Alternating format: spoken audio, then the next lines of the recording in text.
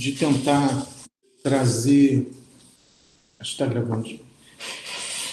Eu decidi tentar trazer um pouco desse livro, né? Vamos começar hoje, né? Porque é muito rico, é muita informação.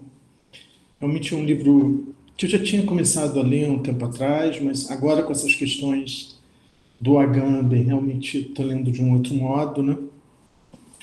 E como é um livro que não está traduzido em português, o que eu fiz foi ir traduzindo as passagens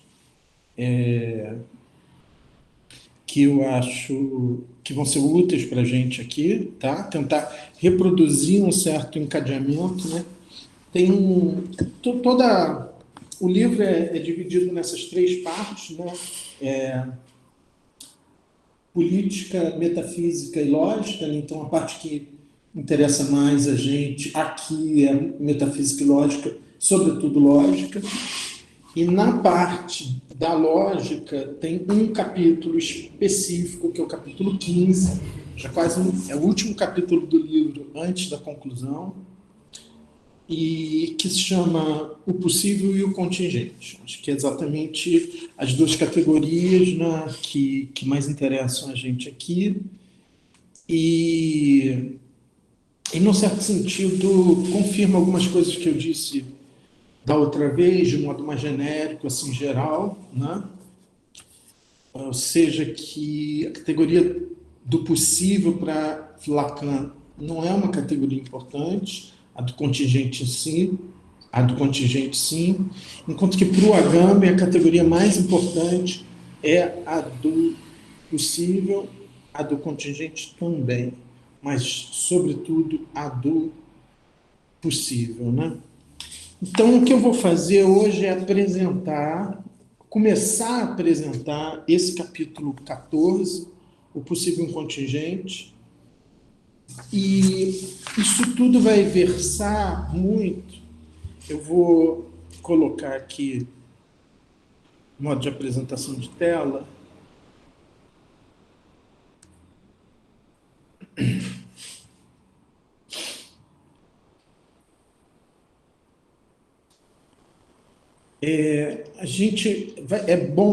Vai ser importante que a gente tenha em mente esse quadrado aqui, chamado também de quadrado de oposição, né? Eu acho que vocês talvez tenham estudado isso em lógica clássica, né? Vou supor que sim, tá? Então, esse quadrado, que é uma das grandes contribuições da lógica aristotélica, né? É estabelecimento de 4 afirmações fundamentais. Elas têm 2 qualidades, que é ser afirmativa e negativa, e 2 quantidades, que é ser universal ou particular, né? Então, tem uma questão de quantificar, de quantidade, e uma questão de qualidade.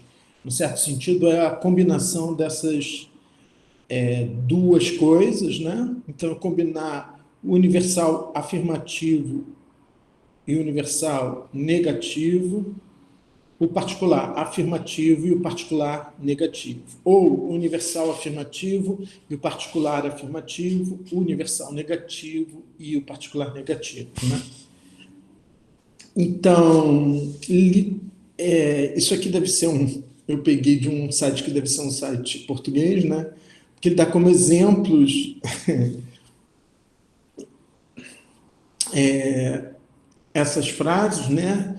Então, a estrutura é todo A é B, nenhum A é B, algum A é B, algum A não é B. Eu vou chamar a atenção de vocês que essa ideia de colocar A e B, né? Ou X e Y, é exatamente isso que o Lacan vai chamar de escrita. Tá? Então, quando Lacan fala de escrever, quando ele fala de letra, e de escrita, ele está falando disso aqui, de poder usar no lugar de uma palavra uma letra, e quando eu uso essa letra, eu estou dizendo que isso aqui é um espaço vazio que pode ser ocupado por muitas palavras diferentes. Por quê? Porque o fundamental não são essas palavras que vão ocupar esse lugar, mas é a regra que essa fórmula descreve. Então, ele vai dizer que o Aristóteles é o primeiro a fazer isso, então, por isso que ele é inventor da lógica, porque ele começa a usar letra. Portanto, no sentido lacaniano, ele começa a escrever, ele começa a criar uma escrita. Então, quando Lacan fala não cessa de se escrever, não cessa de não se escrever, cessa de se escrever, cessa de não se escrever, esse escrever tem a ver com o uso de letras, tá? E é isso que é a lógica. A lógica só começa para Lacan quando eu começo a usar letras, né? Então, o Aristóteles ele cria esse quadro dos 4 tipos de proposições fundamentais: proposições universais afirmativas, proposições universais negativas, proposições particulares afirmativas, proposições particulares negativas, do tipo todos os homens são mortais, ou todos os lisboetas são portugueses, ou nenhum homem é mortal, ou nenhum lisboeta é português, ou alguns homens são mortais, ou alguns lisboetas são portugueses, ou alguns homens não são mortais, ou alguns lisboetas não são portugueses, né? E também a definir um determinado conjunto de relações entre essas frases, essas proposições, né?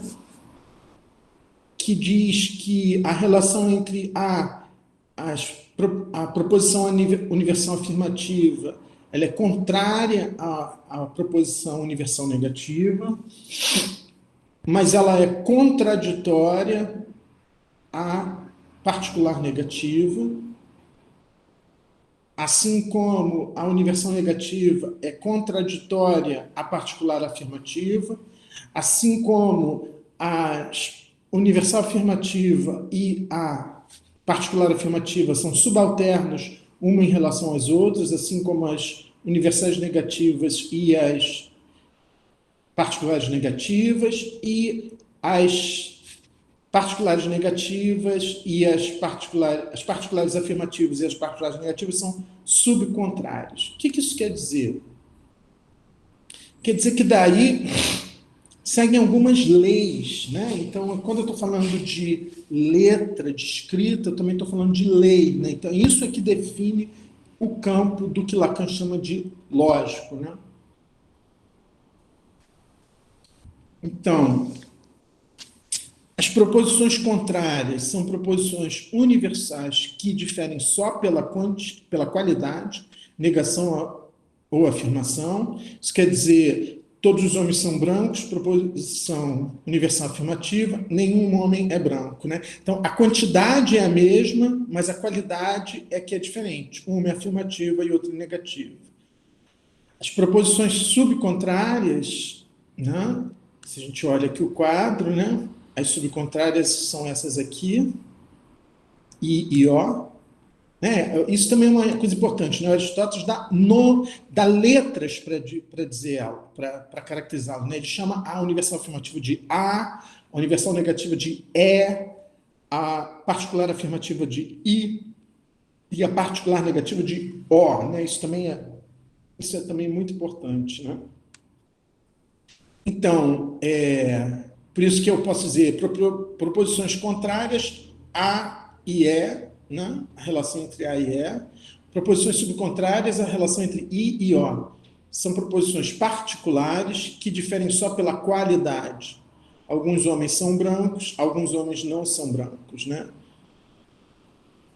Proposições subalternas são proposições que só diferem pela quantidade, número de indivíduos que estão sendo relacionados. Então, todos os homens são racionais, alguns homens são racionais, ou nenhum homem é branco, alguns homens não são brancos.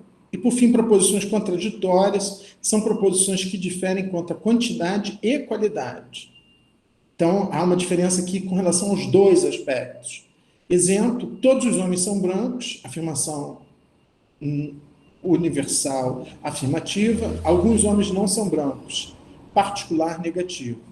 Nenhum homem é branco, universal negativa, alguns homens são brancos, particular afirmativo. Daí se seguem algumas leis, né?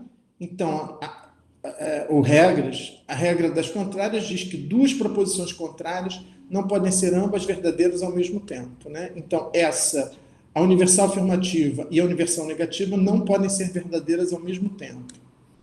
Regra das contraditórias. Duas proposições contraditórias não podem ser nem verdadeiras nem falsas ao mesmo tempo. Tá? Então, essas proposições aqui, elas não podem ser nem verdadeiras nem falsas ao mesmo tempo. Isso quer dizer, qualquer proposição que tenha essa fórmula, essa estrutura, essas regras valem para elas. E, por fim, a regra das subcontrárias. Duas proposições subcontrárias não podem ser ambas falsas ao mesmo tempo, né? Que são essas aqui. Então, I e O não podem ser falsas ao mesmo tempo, A e E não podem ser verdadeiras ao mesmo tempo, mas A e O e E e I não podem ser nem verdadeiras nem falsas ao mesmo tempo. Então, é importante que vocês tenham em mente esse... desculpe.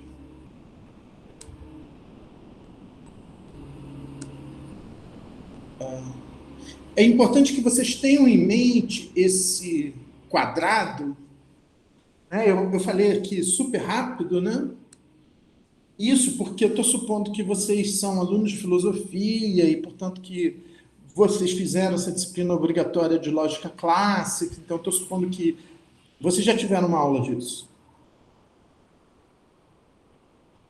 Essa lógica que eu acabei de descrever de um modo muito veloz, ela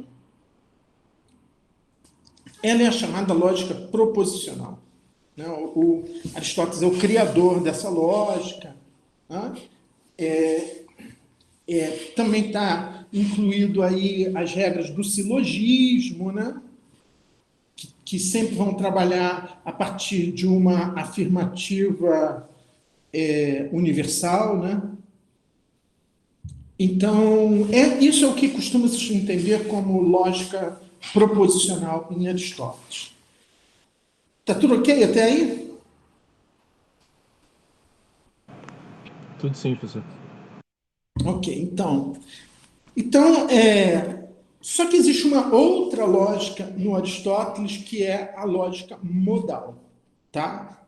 Então, os herdeiros do Aristóteles, segundo esse Pierre-Christophe Castellino, né? E aí, a partir de agora, eu vou começar a expor esse capítulo do livro desse cara, né? Lacan, leitor de Aristóteles.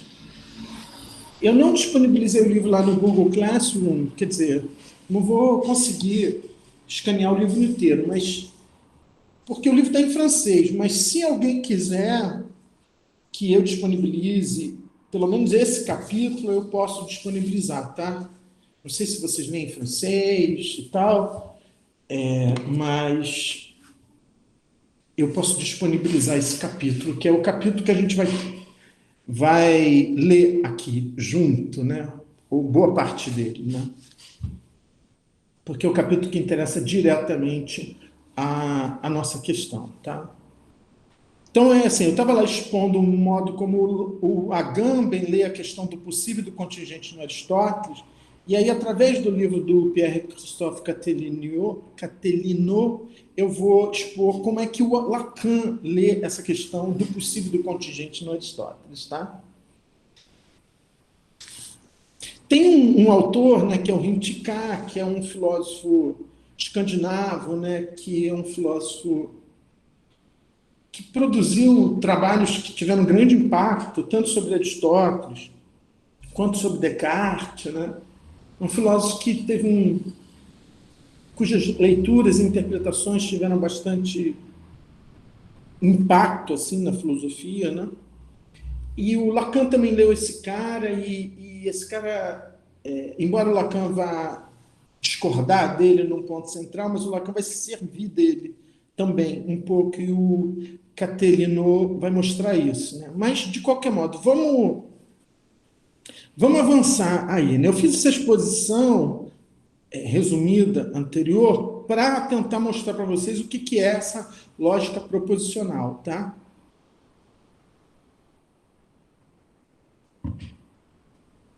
E aí haveria uma distinção entre essa lógica proposicional e a lógica modal, que é essa que vai trabalhar, que vai tratar do necessário, do possível, do impossível e do contingente, né? Que é a que interessa ao Agamben, né?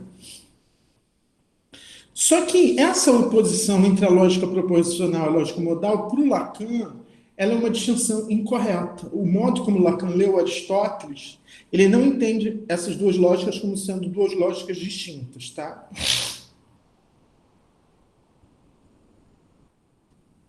Para o Lacan, a invenção da lógica só é pensável sobre os fundamentos de uma teoria das modalidades, que confere à função da escrita formal ou literal um papel crucial na definição mesma das modalidades. Então, isso que ele está chamando de escrita formal ou literal é esse uso de letras, né? É esse uso, é o estabelecimento de necessidades lógicas que podem ser descritas através de letras. É isso que ele vai chamar de literalização, né? Então, que o Aristóteles é o cara que abre esse caminho, né? Por isso que ele é o inventor da lógica, né? Ele abre esse caminho, né? Então, ao articular lógica modal e escrita, né, que é isso que o Lacan vai fazer quando ele for falar em não cessa de não se escrever, cessa de não se escrever, porque Lacan, quando ele for definir o necessário, ele vai definir que é uma modalidade, ele vai definir o necessário como o que não cessa de se escrever. Ele vai definir o possível como o que cessa de se escrever. Ele vai definir o impossível como o que não cessa de não se escrever. Ele vai definir o contingente como o que cessa de não se escrever. Então, o que o Lacan está fazendo? Ele está definindo a modalidade a partir da questão da escrita, do se escrever, né?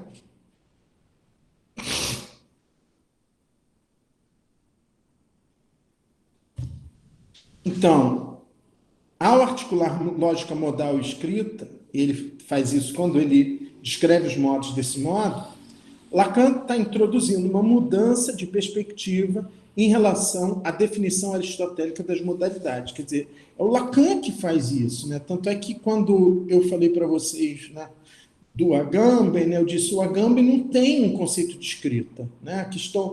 A questão da escrita no Agamben, ela é uma questão fenomênica, vamos dizer assim. Ela não é uma questão lógica, ela é uma questão que aparece a partir da metáfora do gramateion em Aristóteles, né, da tabuleta de escrever, e a partir da figura do Bartleby, né, do escrevente, do escrivão, né? Não existe um conceito de letra e de escrita no Agamben. Quer dizer, existe até um conceito de letra, né? Que está presente lá, por exemplo,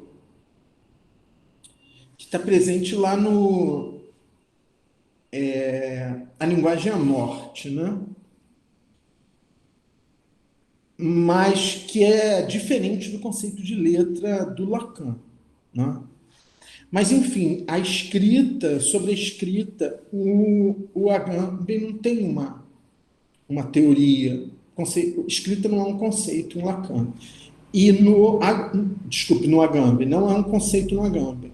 E no Lacan é um conceito que tem a ver com isso, com com o uso de letra nesse sentido que o Aristóteles é o primeiro a fazer e que depois a lógica matemática vai radicalizar a lógica que se constrói. Começa a se construir na segunda metade do século XIX, né? Frege e tal, né? Então, por isso que isso é importante, né? Ou seja, o Aristóteles do Lacan já é um Aristóteles lido a partir do Frege, né? Isso quer dizer, o Frege ele é um autor muito importante não só para o Wittgenstein, por exemplo, para a tradição analítica, né? Ele é um autor muito importante para o Lacan, né? Por causa dessa relação que o Lacan tem com a lógica, por causa do conceito de letra dele, por causa do conceito de escrita dele. Coisa que, por exemplo, o Agamben não tem nenhuma relação com a lógica, né? É muito incidental, assim, que ele fala, quando ele fala sobre lógica, né?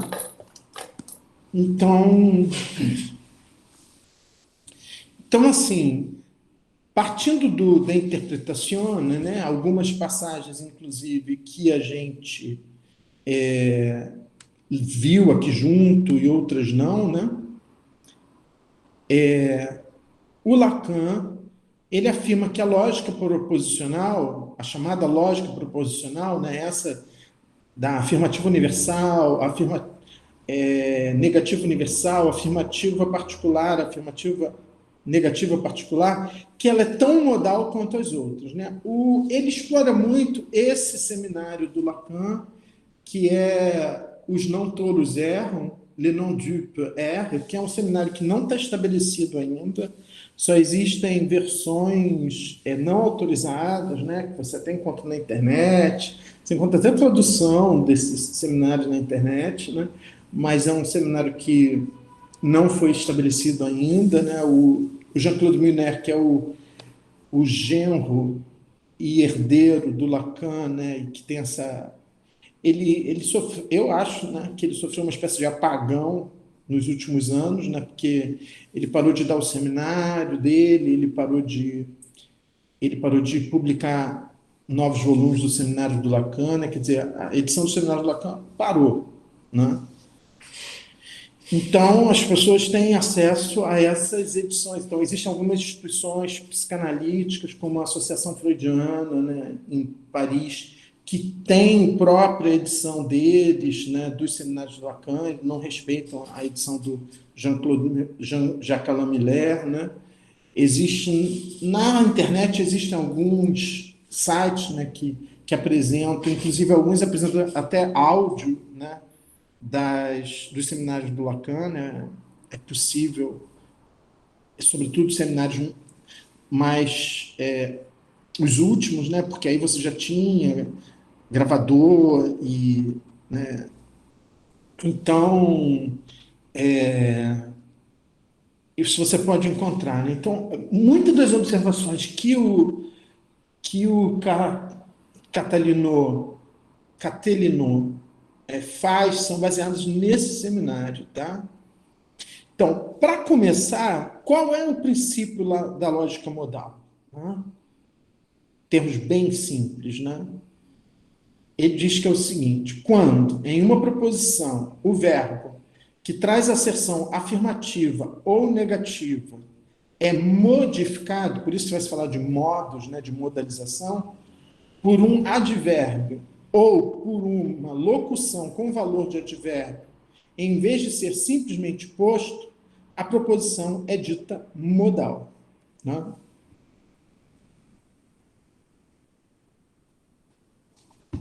Então,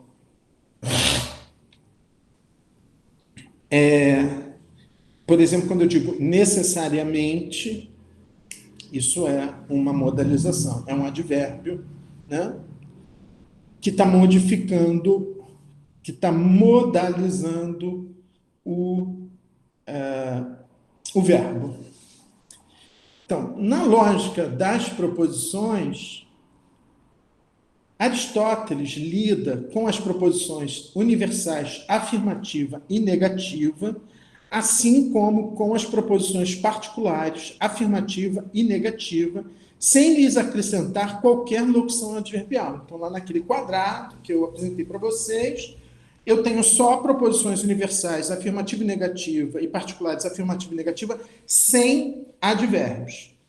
Todo S é P, nenhum S é P, algum S é P, algum S não é P. Então, eu tenho quantificador e a afirmação, a negação, e eu tenho os S e P só. No entanto, em muitas ocasiões, ele acrescenta a essas proposições, né, as universais afirmativa e negativa e particulares afirmativa e negativa, ele acrescenta a essas proposições o advérbio necessariamente, inserindo uma modalidade, mesmo antes de ter abordado as modalidades propriamente ditas. Então, nesse primeiro momento lá do De Interpretazione, quando ele só está descrevendo esse quadro das proposições, ele já utiliza em várias ocasiões o advérbio necessariamente, mesmo antes de ter introduzido a teoria dele das modalidades. O Lacan entende isso como uma escorregada, uma derrapada do Aristóteles, né? Que mostraria, segundo ele, Lacan, que mesmo para Aristóteles, a lógica proposicional não seria, de fato, senão um caso particular da lógica modal, tá? Que seria o caso da necessidade. O modo da necessidade. Então, como se...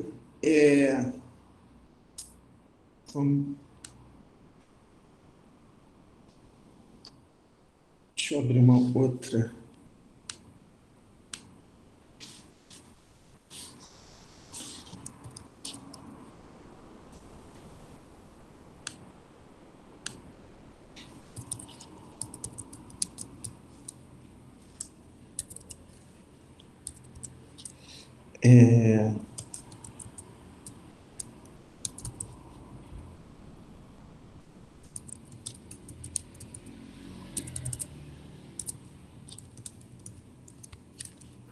Cláudio, Sim. posso fazer Desculpa, uma só pergunta? concluir aqui, como se aqui no campo da necessidade tivesse toda a lógica pro...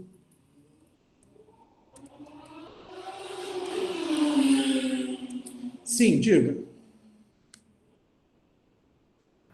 Não, eu ia perguntar justamente se o Lacan entenderia que na lógica proposicional, então, esse advérbio, né, ou essa locução adverbial que o Aristóteles acrescenta, nos momentos onde ela não aparece é porque ela estaria implícita, mas que ela estaria funcionando mesmo assim, mesmo quando ela não é citada. Sim, exatamente. Ou seja, explícita ou implícita, a lógica proposicional ela estaria totalmente nesse campo da necessidade, né? Então é exatamente isso, tá? Mesmo quando ele não está falando isso, está implícito ali esse necessariamente, né? Por quê? Porque a lógica proposicional é o estabelecimento de leis necessárias, vamos dizer assim, né? Então tudo aquilo que eu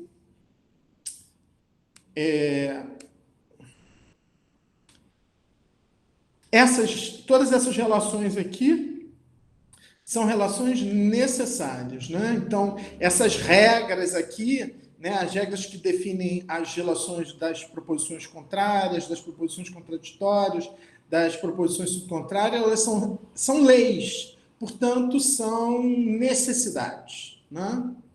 Então, é nesse sentido, tá? Então, como se a lógica proposicional fosse, na verdade, um subconjunto de um conjunto maior que a lógica modal. Tá? Essa que é a leitura que o Lacan faz. Tá? Então, para ele, a lógica proposicional não seria, de fato, senão um caso particular da lógica modal. E aí, o Jean-Pierre Catelino, ele mostra essas derrapadas do Aristóteles, né? Ele vai lá no De Interpretazione, né? E mostra que em vários momentos, desde o início do tratado, o Aristóteles dá essas derrapadas, essas escorregadas. Então, por exemplo, Em 17b, 25, Aristóteles diz que em todos os pares de proposições contraditórias sobre os universais e tomados universalmente, uma é necessariamente verdadeira e a outra é necessariamente falsa. Não? Então, se existe uma relação de contradição entre duas proposições, uma é necessariamente verdadeira e a outra é necessariamente falsa. Então, começa a aparecer esse necessariamente, né? O que quer dizer que a verdade e a falsidade de proposições contraditórias universais provém da necessidade, ou seja, de uma modalidade. Então, existe o Lacan vai tentar mostrar isso, que é a questão da verdade, que a verdade em Aristóteles, pelo menos na sua dimensão lógica, que é a única dimensão que interessa para Lacan, né? Porque para Lacan, ou seja, o Aristóteles que realmente interessa ao Lacan é o Aristóteles da lógica. Quer dizer, é o Aristóteles da lógica que ele entende como sendo um precursor dele mesmo, do Lacan e da psicanálise, né? Então, ali, a verdade é alguma coisa que é uma espécie de consequência da necessidade, portanto, da modalidade, né? Então, esse tipo de frase aqui, né? Verdade, falsidade, valores de verdade, é alguma coisa que é consequência da necessidade, né? Essa é uma informação importante a guardar, porque o Caterino vai usar muito isso no comentário dele, né? Então, a mesma modalidade, em sua relação com o princípio de contradição, né, a da necessidade, é reafirmada em 17b, 35 e em 18a, 25, e a ideia de que é uma proposição necessariamente verdadeira aqui e agora, e que sua contraditória é necessariamente falsa aqui e agora, reaparece em 18b, 1a 4. A aplicação da regra das proposições contraditórias é necessariamente verdadeira aqui e agora, né? Então, Caterino ele vai mostrando como, no De Interpretatione, muito antes de introduzir a lógica modal, Aristóteles já está falando de necessidade lógica. Que a necessidade lógica é exatamente aquilo que caracteriza as regras que ele estabelece entre as proposições, né? Lá do quadro das proposições, né? Então, a modalidade da necessidade é alguma coisa que caracteriza a lógica das proposições, né? Então, portanto, não existe essa oposição entre lógica modal e lógica proposicional, né? A lógica proposicional é apenas um caso particular de uma lógica maior, que é a lógica modal.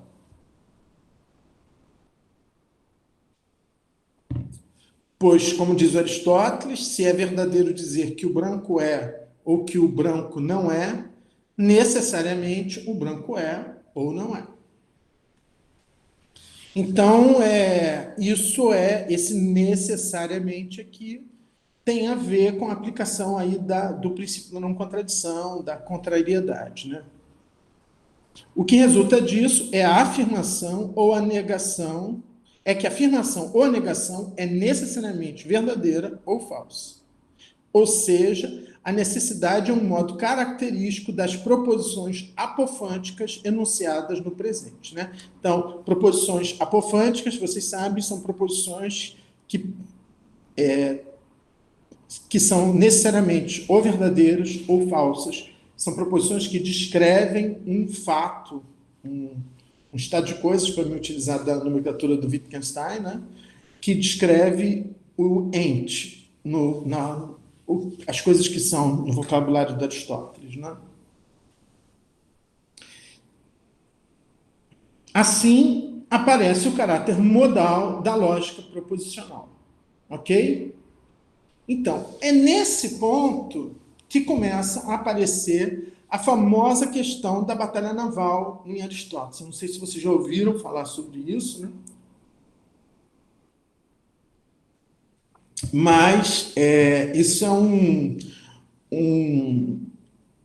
argumento, né, famoso no Aristóteles, existem muitas discussões sobre isso, né? A questão da batalha naval. Ele vai apresentar isso, né?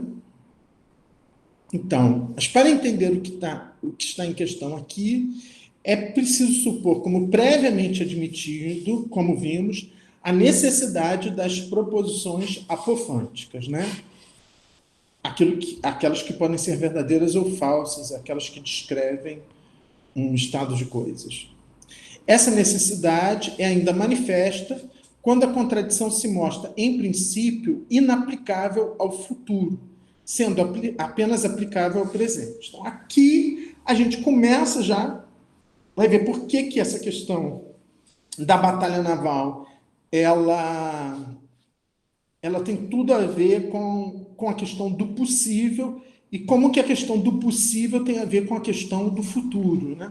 Então, isso, por exemplo, se você quiser fazer uma abordagem não lógica disso, mas se você quiser fazer uma abordagem existencial disso, eu estava até falando sobre isso na aula de mais cedo, né? É essa questão, por exemplo, na obra do Heidegger, em Ser e Tempo, né? Que ele trabalha muito na segunda seção de Ser e Tempo, essa ideia de que existe uma relação fundamental entre possibilidade e futuro, né? E que, por isso, o futuro é a dimensão mais essencial, né, da temporalidade do Dasein, né? Ou seja, porque o futuro tem a ver com o possível, né? E essa ideia de que o possível é a dimensão mais importante que está presente no Agamben, chamei a atenção de vocês, ela vem do Heidegger, né? Então,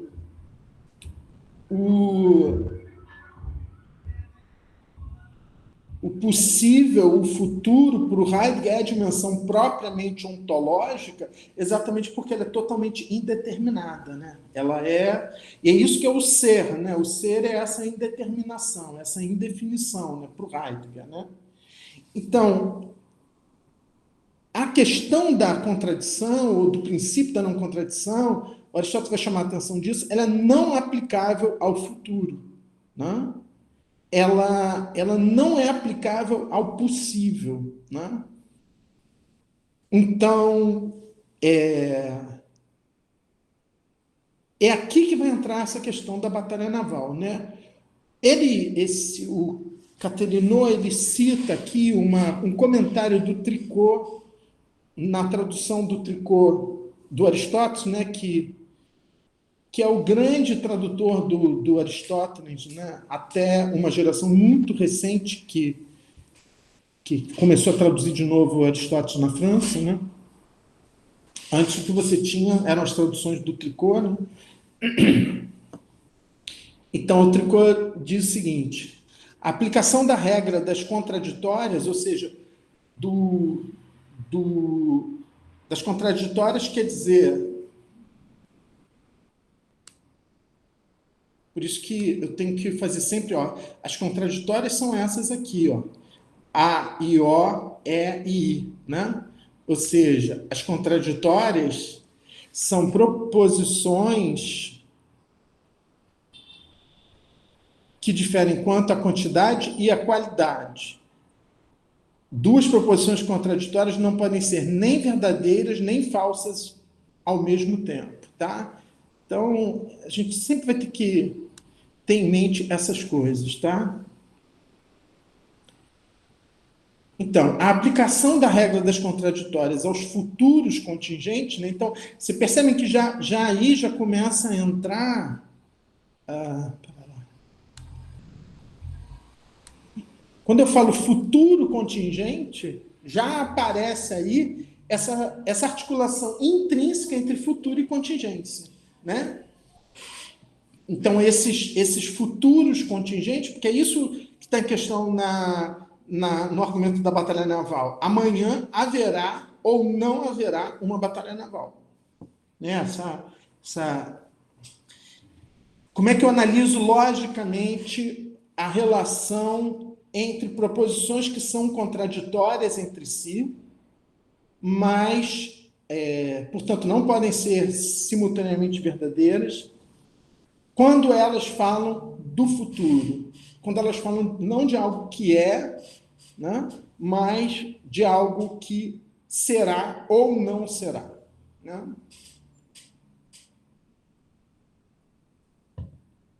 Então, percebam que essa questão dos futuros contingentes já mostra isso que eu estava falando, fazendo referência ao Heidegger, de ser e tempo, né? Essa relação entre temporalidade e contingência, né? Futuro e contingência. Então, ele diz: a aplicação da regra das contraditórias aos futuros contingentes leva à supressão de toda contingência no mundo, o que é um absurdo. Isso quer dizer, eu não tenho como. O que ele está dizendo é: se eu pudesse aplicar a regra das contraditórias aos futuros, eu poderia definir necessariamente qual afirmação sobre o futuro é verdadeira e qual é falsa agora. Portanto, não haveria futuro, né? Não haveria, portanto, contingência, né? Então, isso que o Tricot está dizendo, né? Então, não posso aplicar a regra das contraditórias aos futuros contingentes, porque senão isso seria a supressão de toda contingência no mundo. Para Lacan, a aplicabilidade da contradição, ou da regra da contradição, né? O chamado princípio da não contradição, mas Castellino chama, como muitos chamam, de princípio da contradição, né? Então, a aplicabilidade da regra da contradição, que é verdadeira no presente, é o critério discriminador de uma lógica proposicional modalizada pela necessidade. Então, só nas proposições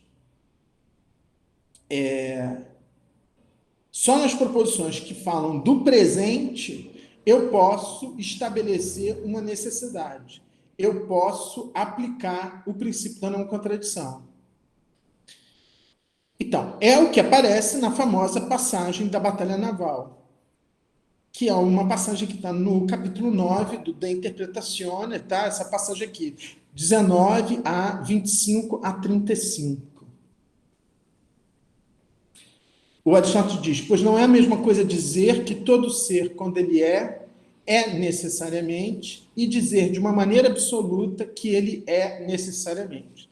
Então, tem uma oposição aqui entre esse de uma maneira absoluta e o quando ele é. Uma coisa é dizer de um ser que ele é necessariamente quando ele é. E outra coisa é dizer que ele é de uma maneira absoluta. Ou seja, de uma maneira absoluta, eu tiro a dimensão da temporalidade. Né?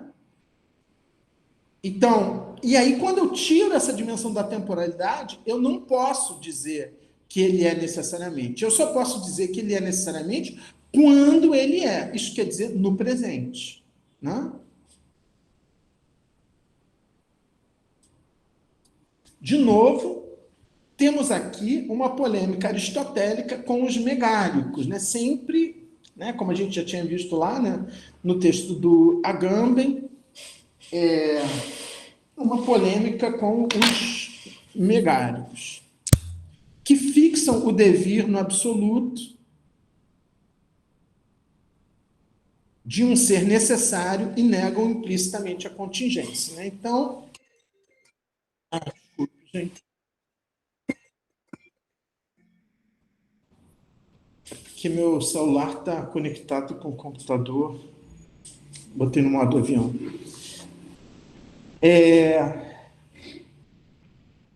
Então, do mesmo modo como os...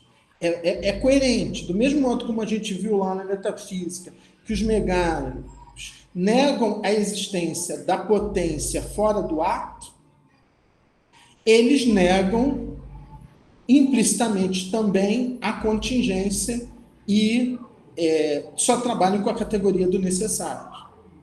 Por quê? Porque o ato é sempre um ato presente.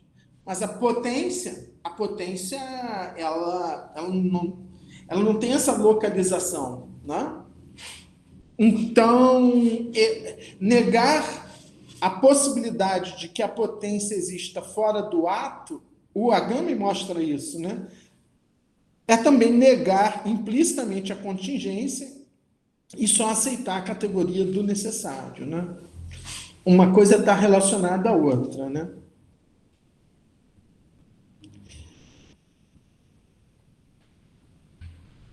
Aristóteles lembra que a modalidade do necessário só diz respeito aos juízos sobre o que é e sobre o que não é. Em suma, a lógica proposicional exclusivamente. Sobre o que é agora, aqui, agora, ou sobre o que não é aqui, agora. Né? Então, a modalidade do necessário só diz respeito à lógica proposicional exclusivamente. Graças a ela, é possível escrever, então começa a aparecer aqui o tema da escrita, proposições que são verdadeiras ou falsas. Mas, além dela, a operação não é mais possível. Aristóteles sabe disso. A prova definitiva disso, segundo Aristóteles, é que é impossível verificar a verdade e a falsidade de proposições contraditórias sobre o futuro. Né? Amanhã haverá uma guerra naval. Amanhã não haverá uma guerra naval.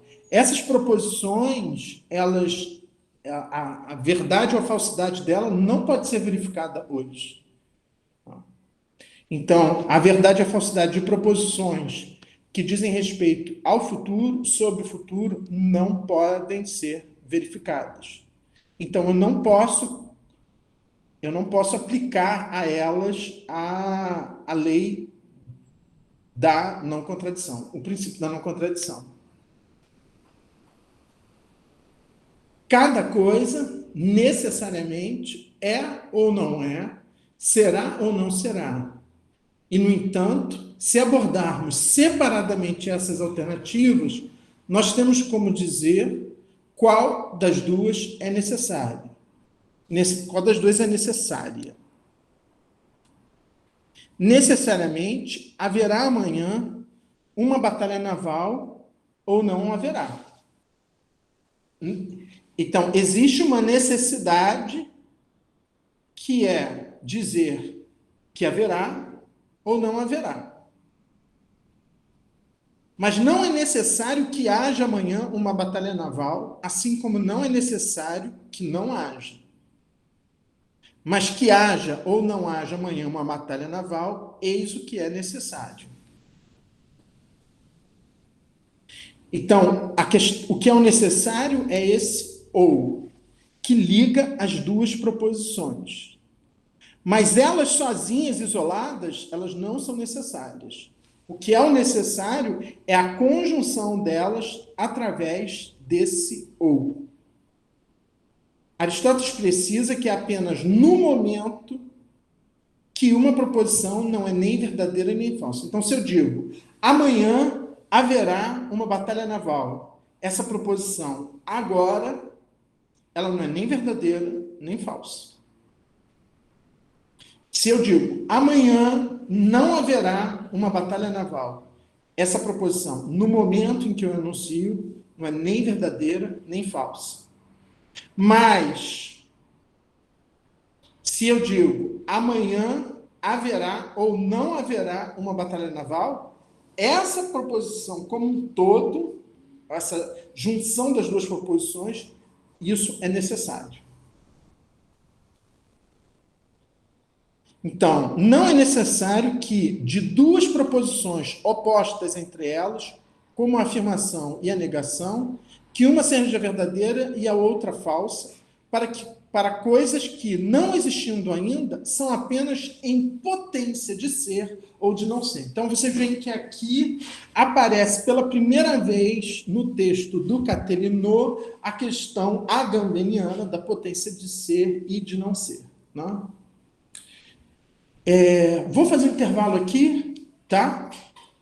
Porque aqui a gente já vai começar a entrar no ponto onde isso começa a se aproximar da questão do Agamben, tá? Vou interromper a gravação